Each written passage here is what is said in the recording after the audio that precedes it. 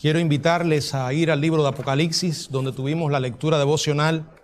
Específicamente quiero leer en los versos 9 hasta el 11. Dice la palabra de Dios: cuando abrió el quinto sello, vi bajo el altar las almas de los que habían sido muertos por causa de la palabra de Dios y por el testimonio que tenían.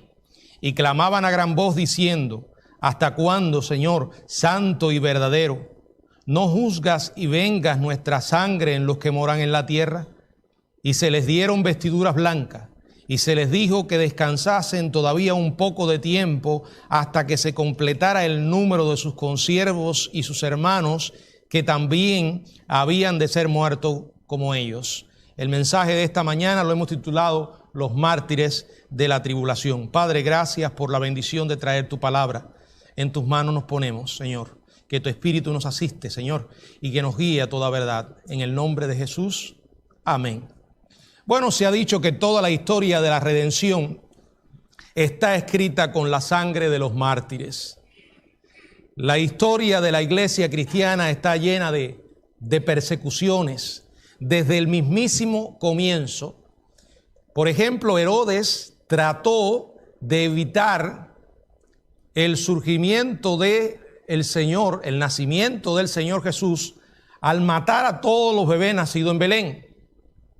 La iglesia cristiana apenas se había establecido cuando los líderes judíos apedrearon hasta la muerte al diácono Esteban, porque los acusó de asesinar al Mesías de Israel. Esta historia aparece en el libro de los Hechos, en el capítulo 7. Herodes Agripa ejecutó al apóstol Jacobo. En el libro de los Hechos, en el capítulo 12, en el verso 1 y 2, se nos relata el suceso. Dice la palabra: en aquel mismo tiempo el rey Herodes echó mano a algunos de la iglesia para maltratarles y mató a espada a Jacobo, hermano de Juan. El pueblo de Dios ha sido perseguido a lo largo de su historia, despiadadamente maltratado. Muchos han dado sus vidas. En realidad, todos los apóstoles de Jesús sufrieron martirio, excepto el apóstol Juan, que fue exiliado en la isla de Patmos. Allí recibe la revelación del Apocalipsis. Allí pasó su ancianidad en condiciones terribles. El emperador Domiciano ejecutó a un sinnúmero de cristianos que se negaron a renunciar a su fe. Policarpo, un obispo cristiano del siglo II, murió en la hoguera por no inclinarse ante el emperador. Los cristianos romanos fueron echados a los leones. En la España medieval sufrieron a consecuencia de la Inquisición. Muchos protestantes fueron masacrados o exiliados durante la Reforma. Varios cientos de cristianos chinos murieron en el levantamiento de los Bóxers. En la Rusia comunista, los cristianos fueron enviados a Siberia y a campos de trabajo forzado. Incluso en el civilizado siglo XXI, vemos un alarmante aumento de persecución y martirio de los cristianos en todo el mundo. Amados hermanos, no todos los hijos de Dios están llevando una vida cómoda como nosotros llevamos en Estados Unidos de América. Muchos hermanos nuestros actualmente son perseguidos y asesinados y viven su fe en condiciones extremadamente difíciles. Necesitamos estar más informados en lo que sucede en el mundo con nuestros hermanos, para orar por ellos. Ahora, Juan nos dice que los cristianos todavía seguirán padeciendo mucho más martirio por la persecución sin precedente que se desatará en el futuro, en los días de la tribulación, cuando el anticristo se levantará con el poder y llegará a un punto en que se despojará de toda demagogia y engaño en cuanto a mostrar su verdadero rostro y sus verdaderas intenciones, y se lanzará en una persecución despiadada contra el pueblo de Dios. Muchos morirán asesinados por su fe. Aquellos que se nieguen a ser marcados y a someterse al control del anticristo morirán. Aquellos que prediquen el evangelio en los días futuros y anuncien el regreso, la manifestación gloriosa de Jesucristo y proclamen la realidad de ese siniestro personaje, lo harán al costo de sus propias vidas. Este pasaje nos habla de esos días tristes que va a vivir la humanidad. Días en los cuales la iglesia no estará. Todos aquellos que somos parte de la familia del Señor, que hayamos nacido de nuevo, un día el Señor vendrá por su pueblo. Pero aquellos que tienen a un Cristo en la mente, pero no en el corazón, se quedarán. Muchas vidas llegarán a conocer el evangelio durante esos días terribles, pero sufrirán extremadamente. Quiero que miremos este pasaje. Quiero invitarles a que juntos exploremos esta señal profética. En primer lugar, el contexto en el que ocurre este martirio. ¿Quiénes son exactamente estos mártires? Bueno, Juan nos da la respuesta en el capítulo 6, verso 9 y verso 10. Cuando abrió el quinto sello, vi bajo el altar las almas de los que habían sido muertos por causa de la palabra de Dios y por el testimonio que tenían. Y clamaban a gran voz diciendo: ¿hasta cuándo, Señor, santo y verdadero, no juzgas y vengas nuestra sangre en los que moran en la tierra? Estos mártires son creyentes que serán asesinados después de que la iglesia sea arrebatada y los muertos en Cristo hayan resucitado. Repito, a lo largo de la historia, el pueblo de Dios ha sido sometido a persecución y muerte. No hay promesas que nos excluyan de esto. El Señor claramente dijo: en el mundo tendréis aflicción. Advirtió que su pueblo sería perseguido. ¿Qué tiene que hacer un cristiano para ser perseguido? Simplemente vivir su fe. Vivirla de verdad.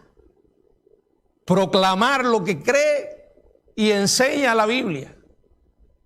Y esto traerá consecuencias, porque no somos del mundo. Y como no somos del mundo, el mundo aborrece lo que no le pertenece. Están bajo la potestad del príncipe de las tinieblas. Pero toda persecución que haya enfrentado el pueblo de Dios a lo largo de su historia y pueda enfrentar en los años futuros será incomparable con la que vendrá después que la iglesia ya no esté aquí. Serán asesinados por su fe y serán llevados al cielo sus almas mientras sus asesinos prosperan en la tierra, en un fuerte indicio de que sufrirán ese martirio durante la tribulación, durante la semana 70 de Daniel, durante esos terribles y espantosos 7 años. La Biblia dice en Apocalipsis capítulo 7, verso 9, después de esto miré y he aquí una gran multitud, la cual nadie podía contar, de todas naciones, tribus, pueblos y lenguas, que estaban delante del trono y de la presencia del Cordero, vestidos de ropas blancas y con palmas en las manos. Luego en el verso 13 al 15 dice: entonces uno de los ancianos habló diciéndome: estos que están vestidos de ropas blancas, ¿quiénes son y de dónde han venido? Y yo le dije: Señor, tú lo sabes. Y él me dijo: estos son los que han salido de la gran tribulación y han lavado sus ropas y las han emblanquecido en la sangre del Cordero. Luego dice el verso 15: por esto están delante del trono de Dios y le sirven día y noche en su templo. Y el que está sentado sobre el trono extenderá su tabernáculo sobre ellos. Estos pasajes ambos se refieren a los mismos mártires. El pueblo de Dios que será martirizado por su fe. En el Evangelio de Mateo, en el capítulo 24, el evangelista inspirado por Dios nos deja las palabras del Señor advirtiendo acerca de estos tiempos. En el capítulo 24 del Evangelio de Mateo, en los versos del 9 hasta el 14, se describe este escenario. Entonces os entregarán a tribulación y os matarán, y seréis aborrecidos de la gente por causa de mi nombre. Muchos tropezarán entonces y se entregarán unos a otros, y unos a otros se aborrecerán. Y muchos falsos profetas se levantarán y engañarán a muchos. Y por haberse multiplicado la maldad, el amor de muchos se enfriará. Mas el que persevere hasta el fin, este será salvo. Y será predicado este evangelio del reino en todo el mundo para dar testimonio a todas las naciones, y entonces vendrá el fin. Ahora, estos cristianos no son parte de la iglesia actualmente. La iglesia antes será sacada de este mundo, según dice la palabra en la carta a los tesalonicenses. Luego también lo recuerda en Juan capítulo 14. Luego lo repite en 1 Corintios 15. La Biblia dice que la iglesia no ha sido puesta para ira. Yo te guardaré, le dice el Señor a la iglesia, de la hora de prueba que ha de venir sobre el mundo entero. Entonces, estos creyentes, ¿quiénes son? Bueno, son aquellos que vendrán a la fe después. Ocurrirá una conversión masiva. Multitudes vendrán a los pies de Cristo. Eso dejará chico a todo avivamiento que ha ocurrido y ocurrirá en nuestros días. Habrá un despertar espiritual extraordinario. En medio de las horas más oscuras para la humanidad, resplandecerá la luz del evangelio de una manera única. Lo creo con todo mi corazón porque la Biblia lo enseña. Hemos visto a lo largo de la historia humana que en las circunstancias más difíciles es cuando más las personas se aferran a la fe, aunque muchos van a rechazar y muchos van a persistir en su incredulidad y harán causa común con ese dictador mundial. También habrá muchos que vendrán a la fe. Ahora, si el arrebatamiento deja al mundo sin cristianos al comienzo de la tribulación, ¿quién podrá enseñar, predicar el mensaje de Cristo a estas personas? La Biblia nos relata en el libro de Apocalipsis varias vías a través de las cuales Dios hará llegar su palabra a estas almas. Bueno, tenemos en primer lugar los 144,000 que serán misioneros judíos que estarán evangelizando durante la gran tribulación. Apocalipsis capítulo 7, verso 4, dice la palabra, y oí el número de los sellados, 144,000 sellados de todas las tribus de los hijos de Israel. Yo creo lo que dice esto. Son judíos, son de las tribus de Israel. En ninguna parte dice que serán testigos de Jehová. Eso es cañonear la Biblia, retorcer las escrituras. Serán misioneros que Dios va a levantar en aquellos días oscuros y que predicarán principalmente al pueblo judío, pero no solo al pueblo judío, sino también a los gentiles. Y la palabra irá fluyendo de boca en boca. También están los dos testigos que proclamarán el mensaje de salvación y que confirmarán este mensaje con milagros extraordinarios que harán. Además, dice la palabra que habrá un ángel proclamando en un último llamado el evangelio eterno al final, a los días finales de la gran tribulación. Pero aún más, están aquellos que se llaman testigos silenciosos. ¿Quiénes serán estos testigos silenciosos? El doctor el doctor Henry Morris sugiere este otro medio, que en realidad será un solo testigo. Un testigo silencioso, mediante el cual los judíos y gentiles serán evangelizados. Los millones y millones de copias de la Biblia partes de ella que se han publicado en los principales idiomas y se han distribuido por todo el mundo. La partida de los cristianos en el rapto no eliminará la Biblia. Ellas quedarán y las multitudes sin duda se verán obligadas a leerla. Así las multitudes se acercarán a su Creador y Salvador en esos días y estarán dispuestas a dar su testimonio de la palabra de Dios e incluso sus propias vidas mientras buscan persuadir al mundo de que las calamidades que están sufriendo son juicios de Dios. Piensen cuántos ejemplares quedarán atrás. Esos caerán en manos de los incrédulos de aquellos días. Todos estos medios Dios los usará de una manera poderosa para la conversión de multitudes.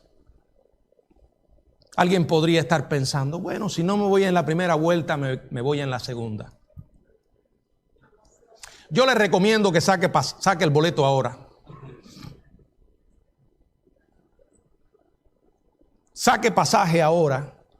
No espere en aquel día, porque serán días terribles.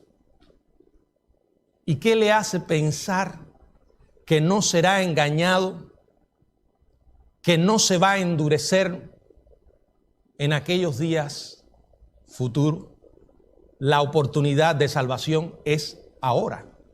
Para todos los que están aquí y para los que no están. Para aquellos que conoces y sabes que no han tenido un encuentro con Cristo. He aquí ahora el tiempo aceptable, he aquí ahora el día de salvación. Háblales de Jesús ahora. No se engañen que mañana habrá una nueva oportunidad, porque nadie puede garantizar eso. De la misma manera que si hoy me está oyendo y además de oírme está huyendo, está jugando un juego sumamente peligroso. Porque si muere sin Jesucristo, habrá perdido la gran oportunidad de su vida. Pasará una eternidad en el mismo infierno para siempre. El martirio llegará a ser algo muy cotidiano en aquellos días futuros. Incluso ante una muerte segura, los cristianos con valor seguirán proclamando a Dios sin importar las consecuencias. Hoy somos demasiado cuidadosos, extremadamente cautelosos. Queremos ser excesivamente prudentes. Y por eso llegamos a pecar, perdiendo oportunidades de hablarle a vidas que Dios pone en nuestro camino. Pero no queremos ofender, no queremos buscarnos problemas en el lugar donde trabajo, en el lugar donde estudio, mientras todos los días miles y miles de personas se van al infierno. Hermanos, el peligro y la obediencia suelen venir en el mismo paquete. Los discípulos no pudieron separarlos. Nosotros tampoco. Siempre habrá peligro. Y a medida que la fidelidad suya sea más real, mayor será el peligro. El diablo se molesta cuando la palabra de Dios es predicada fielmente. Él no se molesta cuando la gente cambia o tuerce las escrituras. Él no se molesta cuando la gente recibe parte de la verdad envenenada con la mentira. El veneno nunca es tan peligroso como cuando está mezclado con alimento, ¿verdad? Con algo que en realidad no es veneno. Eso al diablo no le molesta. Por eso hay tantos púlpitos llenos con personas predicando un falso mensaje. Y la gente una y otra vez corren a escuchar las palabras lindas que les dice ese evangelista o pastor. Bueno, hay palabras hermosas que vienen de la Biblia. Hay mensajes que levantan el espíritu y nos dan fe para seguir adelante. Pero también dice la misma Escritura que la palabra es útil para redarguir. Redarguir es enseñar el error para que se pueda corregir. Y aunque no te guste que te lo señalen, habrá momentos en que será un espejo en el que vas a ver tu verdadero rostro. Y eso traerá consecuencias. Porque la gente hoy quiere un Dios a su imagen y semejanza. Un dulce y consentidor abuelito que solo sonría ante nuestras perversidades. Pero ese no es el Dios de la Biblia. Un Salvador que aguante todo, con un corazón tan grande que no le importa si la gente viene a Él o no. No, ese no es el Salvador de la Biblia, ese no es Jesús. Él es el camino, la verdad y la vida. Solo hay un camino, solo hay una verdad, solo hay una manera de tener vida espiritual y vida eterna. Proclamar eso traerá consecuencias. Hoy lo estamos viendo. Mensajes que son borrados de las redes sociales o de YouTube. Videos que son censurados porque contiene un mensaje ofensivo. ¿Saben lo que llaman ellos mensaje ofensivo o mensaje de odio? Enseñar lo que dice la Biblia. Simplemente. Pero en una sociedad tan permisiva como esta, donde a lo malo dicen bueno y a lo bueno malo, donde la palabra tolerancia se ha estirado tanto que ahora quiere decir que tienes que aceptar aún lo que va en contra de tu fe. Siempre tolerancia ha significado que debemos respetar lo que otro pueda creer, pero no significa que yo tenga que creer lo mismo. Pero ahora no. Ahora tienes que aceptar que su creencia es tan válida como la tuya. Si esto es un problema hoy,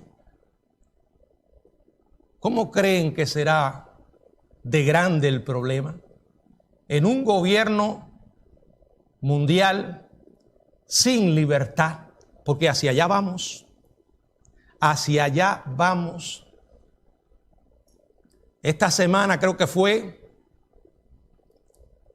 el presidente de Estados Unidos recibió una rotunda derrota porque quería que todas las decisiones con relación a nuestra salud quedaran en manos de la Organización Mundial de la Salud.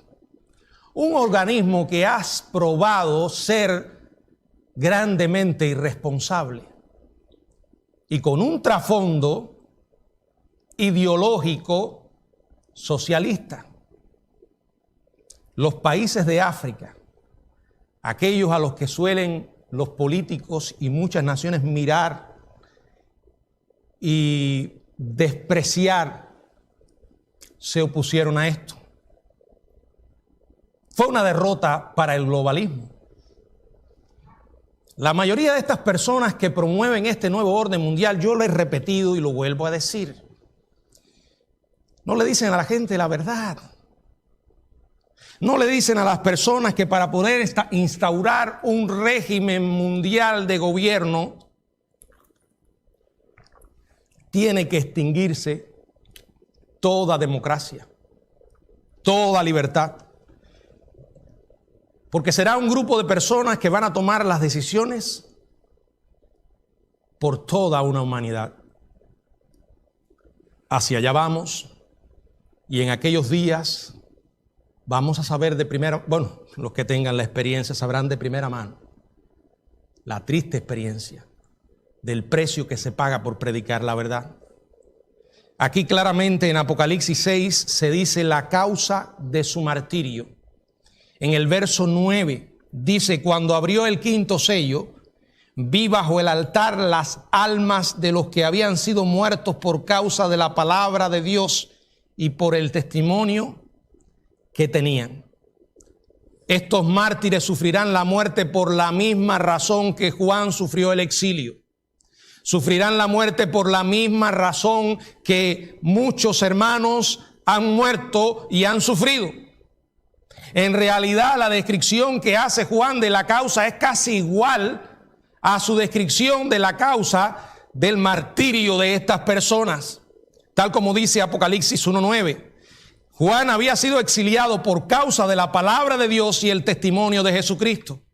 Estas almas serán martirizadas por el testimonio que tenían, la proclamación del evangelio y junto con él la advertencia firme y clara del juicio que viene.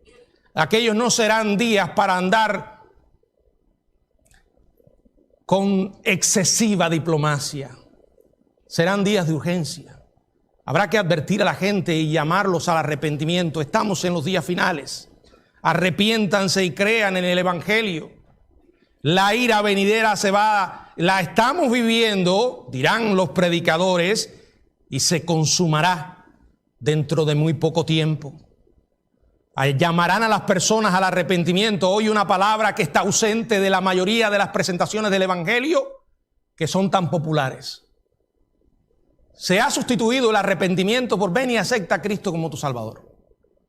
Sí, sabemos que hay que hacer la decisión de fe, pero no se le puede hablar a la gente de la fe en Cristo si antes no se les ha llamado a arrepentirse de sus pecados.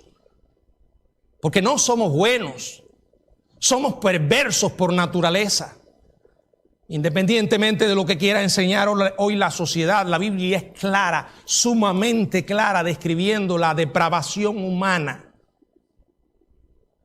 Es más, Jesús lo resumió en pocas palabras cuando dijo: si vosotros, siendo malos, sabéis dar buenas dádivas a vuestros hijos.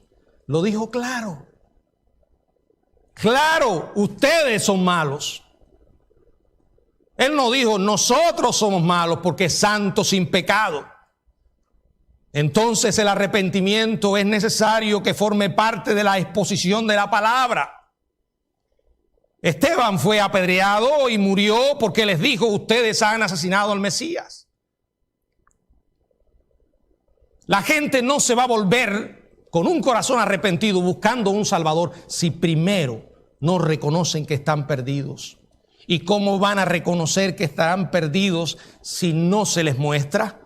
Usted no va al médico para que lo engañe, usted va a ver al doctor para que le diga la verdad. A menudo se la van a decir sin amor.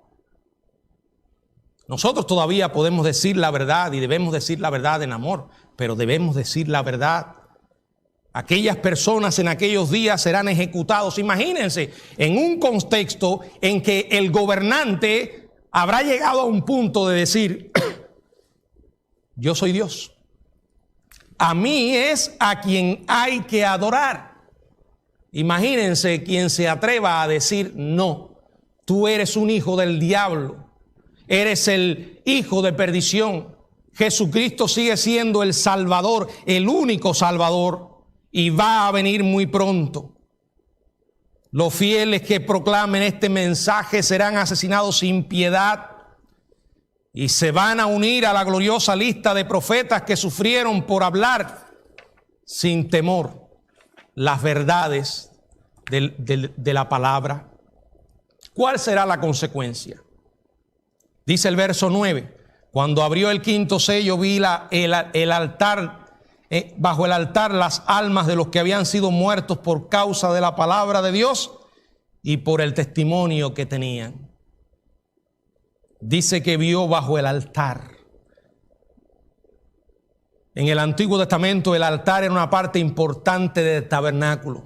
Luego en el templo se convirtió en el lugar donde las personas ofrecían sacrificios. La palabra griega que usa Juan para indicar el martirio de estas almas se traduce haber sido muerto, pero también se puede traducir como sacrificado.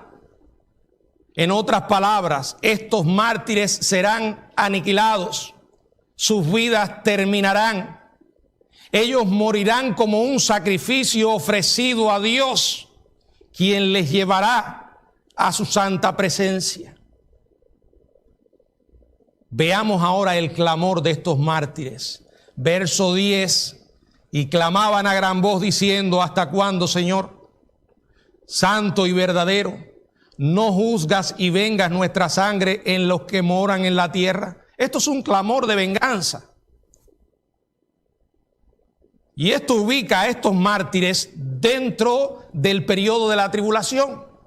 Cualquier esfuerzo que hagan por meter este quinto sello en nuestros días tendrá grandes problemas. Como por ejemplo poder explicar ese clamor de venganza hoy, cuando estamos en el periodo de la gracia y de la misericordia. De la única manera que esto se puede explicar, bueno, acuérdense que Esteban murió martirizado y su clamor mientras lo apedreaban fue: Señor, no les tomes en cuenta este pecado. Estas almas están en el cielo o estarán en el cielo y estarán pidiendo venganza. ¿Por qué? Porque se refiere a los 7 años de tribulación. Un tiempo en el que la gracia y la misericordia habrán expirado. ¿Habrá salvación? Sí, por gracia sí, pero el juicio de Dios ya habrá comenzado.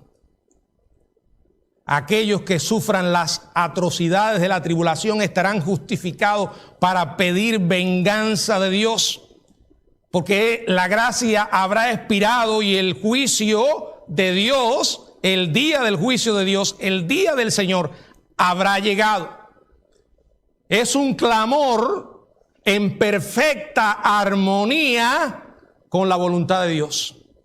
Nos recuerda los salmos imprecatorios, pero además debemos tener en cuenta que estas almas estarán en el cielo en total perfección. No hay pecado en ellas por pedir que el Señor intervenga. Mía es la venganza, dice el Señor. Recuerden que la venganza de Dios no es como la nuestra. Recuerden que la ira de Dios no es como la nuestra.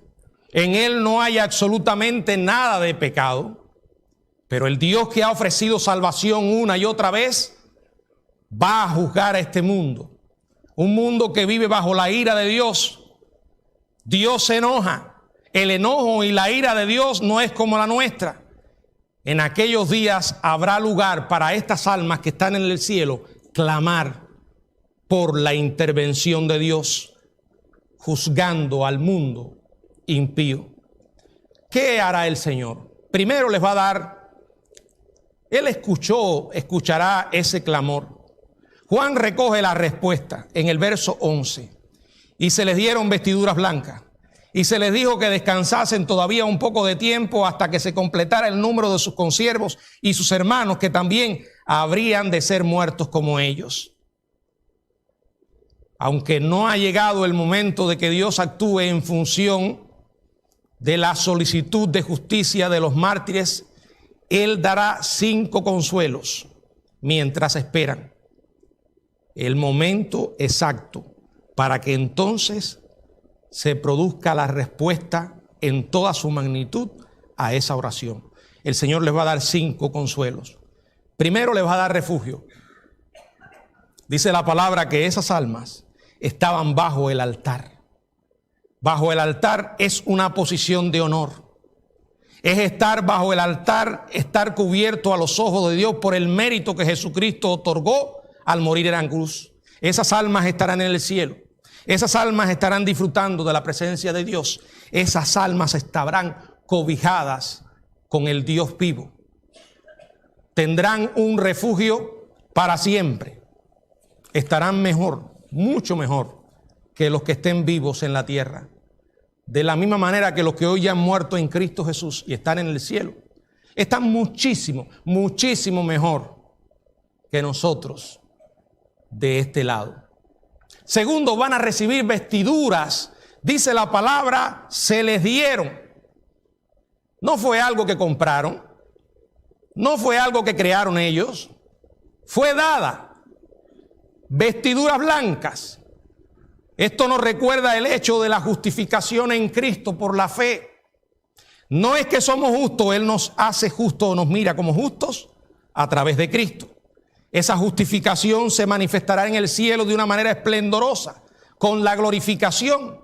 Las vestiduras blancas, aunque creo que serán literales, también tendrán un significado espiritual. Es una alusión a la justificación en Cristo, a la pureza que ahora disfrutarán esas almas mientras están en el cielo. Y por favor presten atención a un detalle. Dice que se le darán vestiduras blancas. ¿Cómo pueden usar ropa si no tienen cuerpos? Porque todavía no se ha producido la resurrección. Acuérdense que ellos estarán en lo que podría llamarse el estado intermedio, como se llama. El estado intermedio es una expresión para referirse a lo que pasa con nuestras vidas, nuestras almas o espíritu, cuando morimos ahora. Ellos van a la presencia, directamente a la presencia de Dios en un estado de conciencia en el cielo, disfrutando de la presencia de Dios hasta el día en que Cristo venga por la iglesia con esas almas y se producirá la primera resurrección, y entonces los cuerpos de esas almas van a resucitar y tendremos entonces cuerpos nuevos. Ahora, ¿qué pasará con esas vidas ahora que están con el Señor? Lo mismo que estas estarán cuando mueran, esperando, a diferencia de que ya se habrá producido el arrebatamiento, después se va a producir una última resurrección.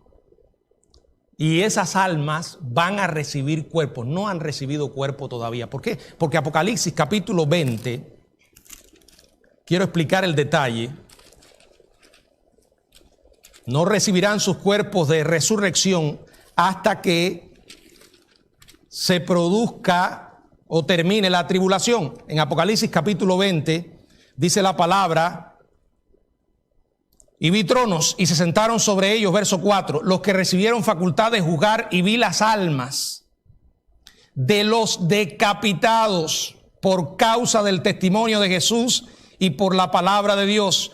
Decapitados, allí hace una alusión a una muerte violenta, a ser asesinados, porque los que no habían adorado a la bestia ni a su imagen y no recibieron la marca en su frente ni en sus manos derechas, y vivieron y reinaron con Cristo 1000 años.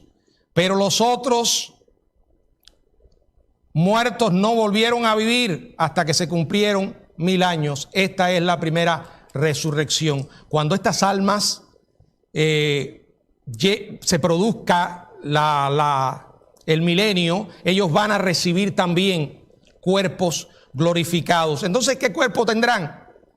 Bueno, creemos que cuando una vida va a la presencia de Dios, tanto hoy, actualmente, o han estado yendo a la presencia de Dios, como aquellos mártires, no vamos a estar en el cielo de una manera incorpórea.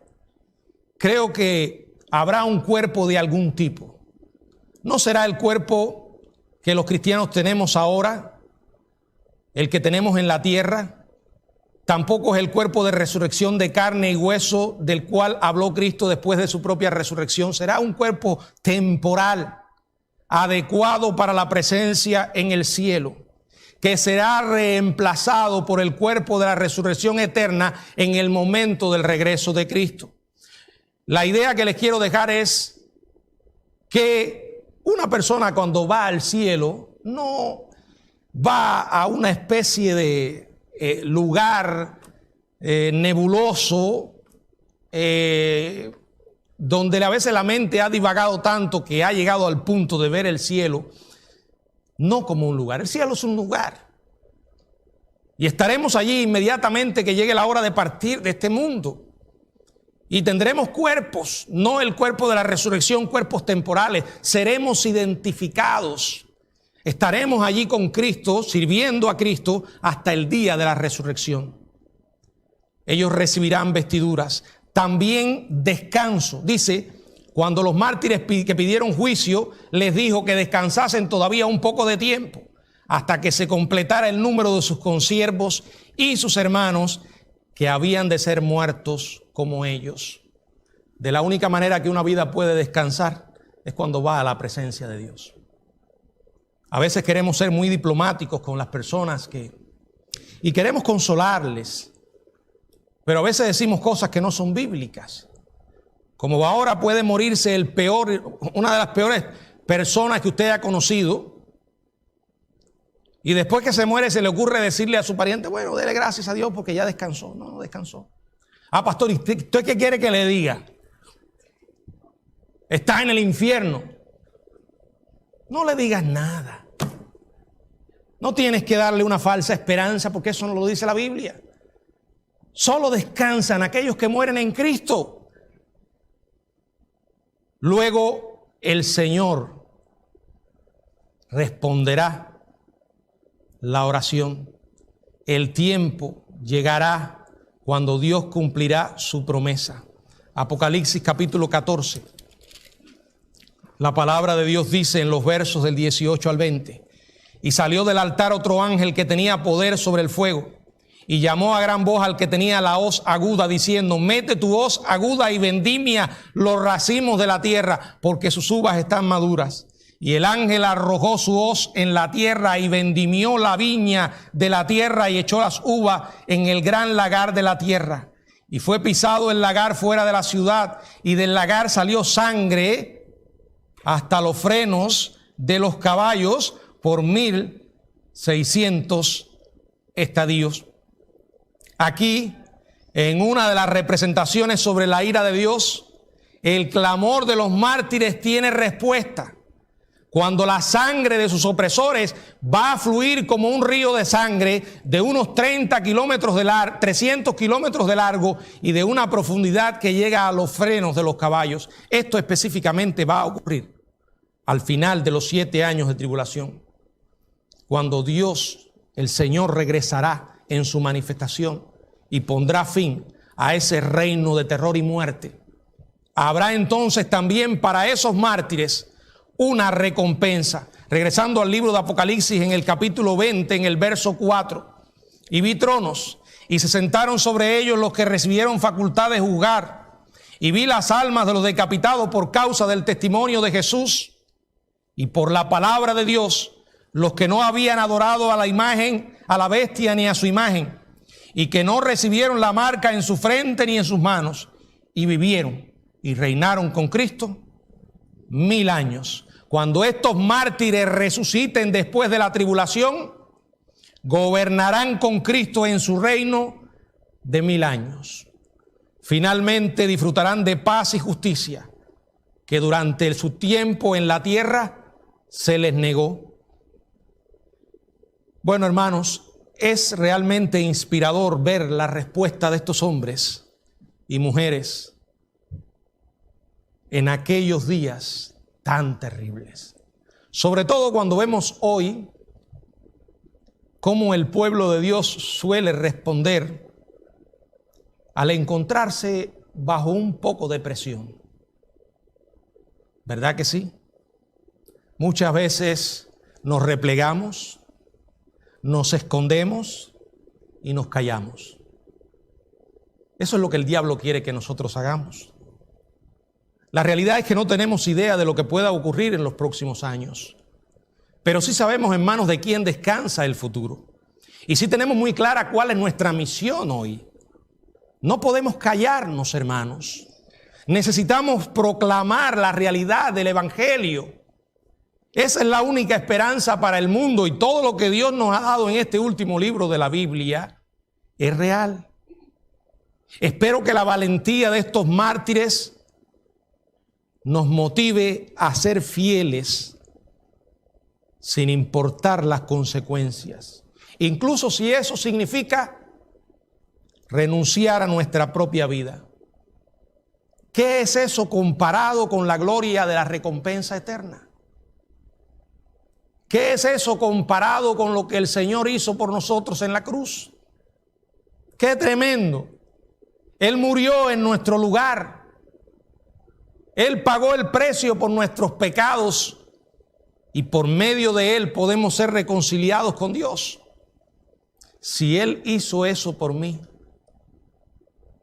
imagínense, hermanos, todo lo que nosotros hagamos quedará pequeño. No lo hacemos para ganarnos el cielo. Pero fíjense, cuando Jesús les advirtió de los tiempos difíciles, Él les dijo, el que persevere hasta el fin será salvo. Habrán vientos contrarios. La presión del mundo sobre tu vida y sobre la iglesia será tremenda. Por momentos nos parecerá que no podemos.